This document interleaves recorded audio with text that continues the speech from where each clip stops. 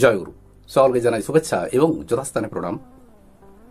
আমরা জানি যে জ্যৈষ্ঠ মাসে যে অমাবস্যা তাকে বলা হয় ফলহারিণী অমাবস্যা এবং এই অমাবস্যার দিন মা কালীর পুজো করা হয়। এই মা কালীকে বলা হয় ফলহারিণী কালী পূজা।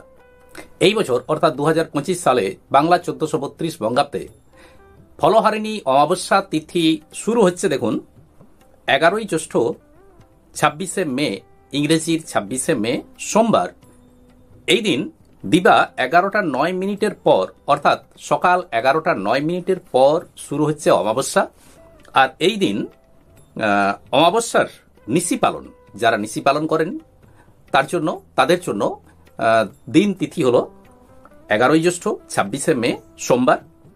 আর অমাবস্যা দেখুন থাকছে কতক্ষণ, পরের দিন অর্থাৎ 12ই জ্যৈষ্ঠ ইংরেজি 27শে মে মঙ্গলবার সকাল 8টা 46 মিনিট পর্যন্ত থাকছে অমাবস্যা তিথি। যদিও এ সম্পর্কে একটা ভিডিও এর আগেই এনেছি, তবুও আরেকবার মনে করিয়ে দিলাম। তো এখন এই জ্যৈষ্ঠ মাসের অমাবস্যা তিথিতেই মা ফলহারিণী কালী পুজো করা হয়।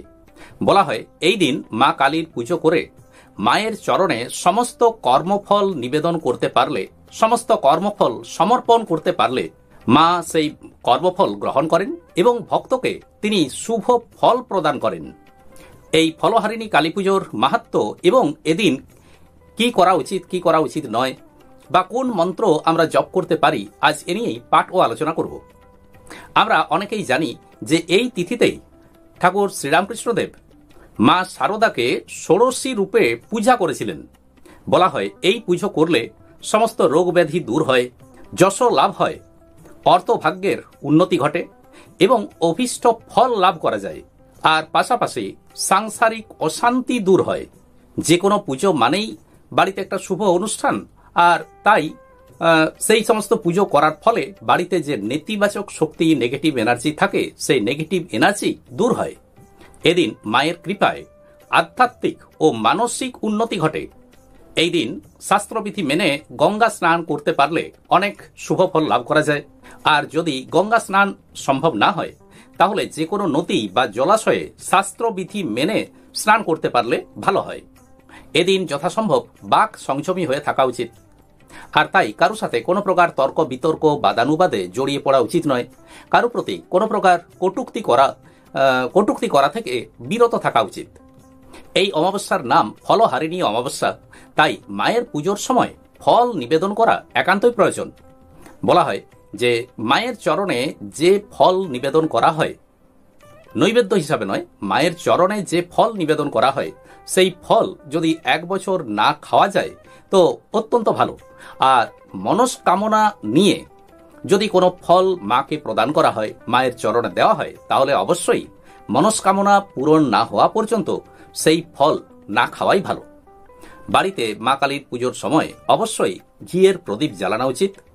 বলা আছে এদিন তিল, গঙ্গা জল এবং দুধ দিয়ে অশ্বত্থ গাছের পুজো করলে গ্রহদোষ থেকে মুক্তি লাভ করা যেতে পারে। মা কালীর সাথে এদিন ভগবান শিবেরও পূজা করা উচিত। আর পুজোর পর সাধ্যমতো গরিব দুস্থদেরকে দান করতে পারলে ভালো হয়। আমরা জানি যে তারাপীঠে এদিন মা তারাকে ফলের মালা দিয়ে সাজানো হয়। মা কালী যিনি কালহারিণী, কাজেই তার পুজোর সময় অর্থাৎ এই সময়টিতে, এই অমাবস্যা তিথিটিতে যতটা পারা যায় যদি আমরা মায়ের নাম স্মরণ মনন করতে পারি এবং মায়ের বীজ মন্ত্র, মায়ের মন্ত্র, মায়ের প্রণাম মন্ত্র এই সমস্ত কিছু শ্রবণ বা পাঠ করতে পারি, তাহলে অত্যন্ত শুভ ফল পাওয়া যায়। ওং হ্রিং ক্রিং দক্ষিণা কালিকায় নমঃ এই মন্ত্র আমরা যতবার পাঠ করতে পারবো ততই আমাদের মঙ্গল।